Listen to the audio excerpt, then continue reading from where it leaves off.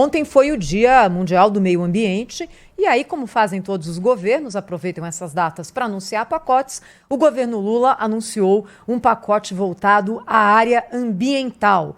A advogada Samantha Pineda está ao vivo conosco aqui para explicar no Jornal Gente o que foi anunciado ontem pelo governo federal, qual é a relevância, qual é a leitura do setor a respeito disso. A Samantha é advogada especialista em direito ambiental, é a diretora do canal Agro Mais, aqui do Grupo Bandeirantes de Comunicação, e está todas as terças-feiras conosco com a coluna Inteligência Ambiental. Bom dia, Samantha, tudo bom com você?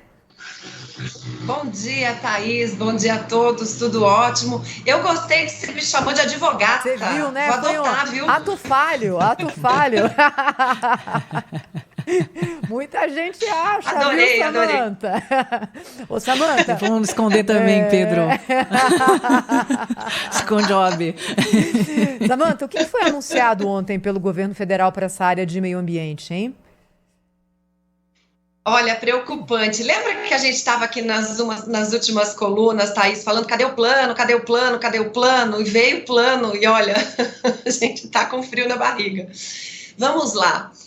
O que foi anunciado foi que, através de uma instrução normativa do IBAMA, que áreas podem ser embargadas, e aqui esclarecendo ao nosso pessoal, né, que nos escuta, que nos assiste, embargo é uma espécie de interdição da área, não pode fazer nada nela, não pode mais plantar, não pode criar animal, galinha, porco, boi, enfim. Essa instrução normativa disse que o IBAMA pode interditar, ou seja, pode embargar áreas, só com uma verificação remota, não precisa ir na área fazer uma vistoria e sem a notificação do proprietário. Isso preocupa um pouco, Thaís, e meu grupo aqui, porque a gente percebe que talvez possa haver alguma supressão, alguma conversão de área nativa em área de produção que tenha a sua legalidade, que tenha a sua autorização, ou que seja mais antiga, enfim. Essa instrução normativa, ela fala só, e lembrando que instrução normativa não é lei, né? A lei diz que quem suprimiu vegetação antes de 2008 pode regularizar esta área, e quem suprimiu vegetação depois de 2008 tem que ser de acordo com a legislação, ou seja, tem que deixar na Amazônia, por exemplo, 80% de reserva legal.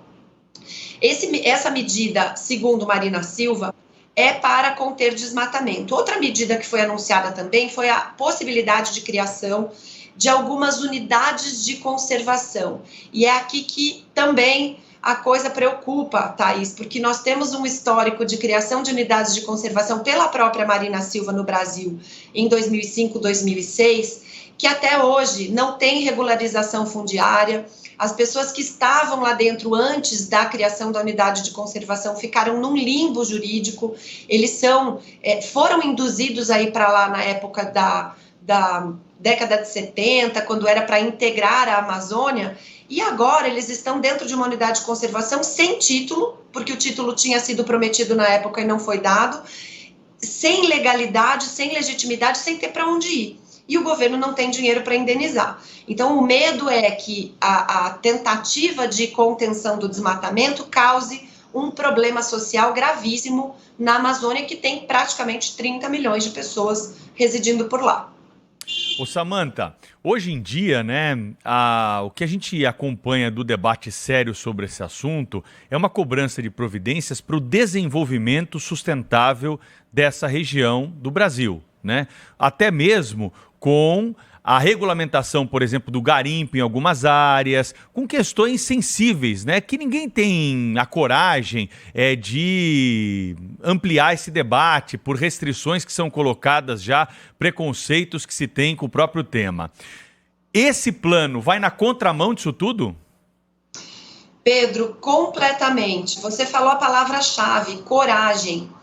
Para que nós resolvamos o problema da Amazônia, e isso não sou eu que estou falando, isso tem estudos acadêmicos, tem estudos de técnicos. O problema da Amazônia, de desmatamento ilegal, só será resolvido quando houver regularização fundiária, ou seja, quando as áreas tiverem dono, porque é muito fácil você cometer crime numa área que não é de ninguém. E quando nós tivermos o desenvolvimento de uma bioeconomia, de uma economia baseada em pagamento por serviços ambientais, em valorização da biodiversidade, da água, dos recursos naturais, o que a gente não vê nesse plano. A gente vê, de novo, fiscalização, comando, controle, proibições. Eu costumo usar uma frase, Pedro, que nesses 20 e poucos anos aí de advocacia ambiental, eu não erro nisso. Toda proibição leva à clandestinidade. Se uma coisa acontece, ela precisa ser regulamentada, precisam saber regras, é o que você falou da mineração. Por que tem tanto garimpo ilegal? Porque existem, primeiro, compradores, eu gosto de bater nessa tecla, onde vai o minério que sai ilegal do Brasil? Onde vai a madeira que sai ilegal do Brasil? Cadê o controle de origem dos países que compram esse material ilegal? Primeiro ponto. E segundo ponto, existe um problema social gravíssimo que as pessoas que estão lá não têm alternativa.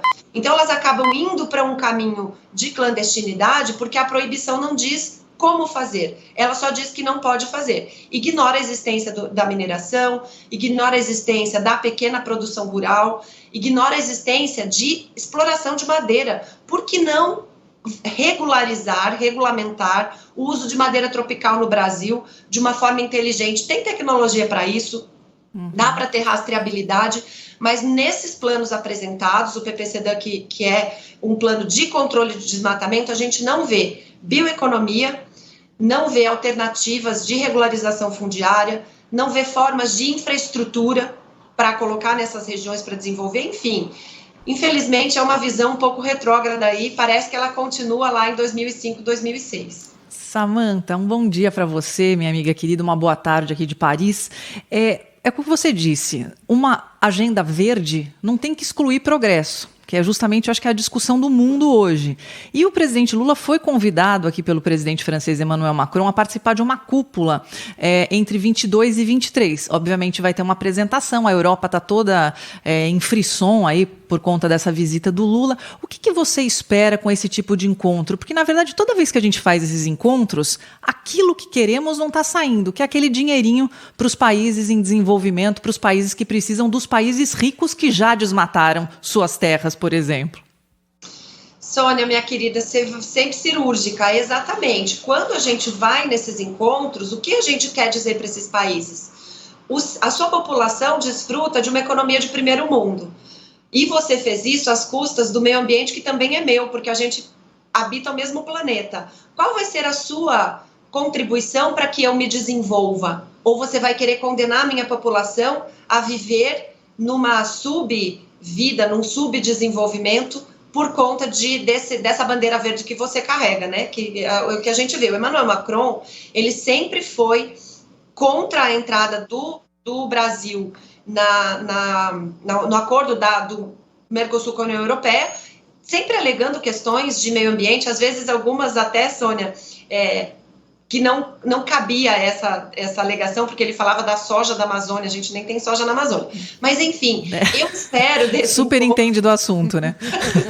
Esse Macron é um mentiroso, né? Esse Macron é um mentiroso quanto mais, quando se refere ao Brasil e à Amazônia. Ele chegou a publicar uma foto da Amazônia peruana, em chamas, de 10 anos atrás, para dizer que o governo Bolsonaro estava tocando fogo na Amazônia. Ele é um irresponsável, né? Agora, Samantha, é assim, eu acho constrangedor esse negócio. Me dá um dinheirinho aí, meu Deus do céu, é coisa de vigarice, né? O Brasil é um país... como é que eu diria, está entre as 10 economias do planeta, ficar ali tentando descolar um dinheirinho. Há acordos internacionais que obrigam os países industrializados a indenizar pelos danos causados, indenizar o planeta e pelos danos causados pela sua indústria, seu processo de industrialização. Quer dizer, há formas de se cobrar isso de maneira impessoal, digamos assim, sem que o Brasil não apenas não fique aí com essa atitude vergonhosa de pires na mão, né? Como se precisasse disso, pedindo esmola. Olha, eu fui ali no primeiro-ministro, consegui 500 milhões, como se fosse um dinheiro de fato relevante para mudar o curso da história da proteção da Amazônia, né? E de outro lado, esses mesmos países e chefes de governo europeus como o Macron estão a serviço do seu próprio agronegócio, né? Que é inimigo do Brasil, que é rival do Brasil. E o que preocupa é a presença do presidente Lula, que certamente vai com aquela ministra com cocar de índio navajo, né? Lá para exibir na Europa. E aí, assim, e a preocupação é a seguinte: nós teremos o presidente do Brasil a serviço disso, ou seja, concordando com as críticas, estamos aqui para prestar contas de como estamos cuidando do nosso quintal. É tudo muito embaraçoso. Não há mecanismos internacionais, multilaterais, que disciplinem esse tipo de relacionamento, hein, Samantha? Fala para nós. Assim, Cláudio, de fato é constrangedor para a gente, né? E aí, para esclarecer também quem nos ouve, 500 milhões, meu Deus, mas é muito dinheiro. A estimativa de custo da transição energética pelo IPCC, que é o painel intergovernamental da ONU, é de mais de $1 trilhão. Não estamos falando em milhões de reais, estamos falando em $1 trilhão. E esse número foi dado na última COP, na Conferência do Clima, a Sônia estava lá comigo. Então, existem mecanismos aos quais estes países não respeitam. Lá na COP, nós tínhamos um fundo constituído em Copenhague em 2009, onde deveria haver um depósito a partir de 2020 de $100 milhões por ano. Não fizeram esses depósitos os países desenvolvidos e os mais poluentes, China, Estados Unidos, União Europeia, Índia, que são países que foram os mais poluentes e que deviam pagar essa conta. Principalmente os países desenvolvidos, né, que deveriam colocar esse dinheiro. Então, eles não colocam o dinheiro no fundo adequado para o Brasil ter projeto, propor projeto e poder acessar esses fundos, e ficam oferecendo essas esmolas e parecendo que estão colaborando. Infelizmente, o que eu espero dessa visita do presidente Lula na França é de novo o mesmo discurso. O Brasil está de volta no jogo, a gente vai cuidar do nosso meio ambiente porque a gente ama a Amazônia. Ele vai levar certamente a ministra Guajajara para dizer que eles querem criar mais 14 unidades terras indígenas. Em meio a essa discussão de marco temporal que traz muito mais insegurança jurídica, então não tenho boas esperanças. E se houvesse um plano que fosse factível e que fosse resolver, certamente a gente poderia pleitear, sim, valores significativos e com um plano de investimento. Lá no IPCC é assim que funciona. Para acessar os fundos, que estão muito aquém do que deveriam, mas existem, você precisa apresentar um plano com um cronograma de execução. E isso a gente não tem, a gente tem narrativa no Brasil, infelizmente. Samantha Pineda, advogada especialista em direito ambiental, com a coluna Inteligência Ambiental conosco aqui no Jornal Gente. Muito obrigada, Samantha. Até a próxima.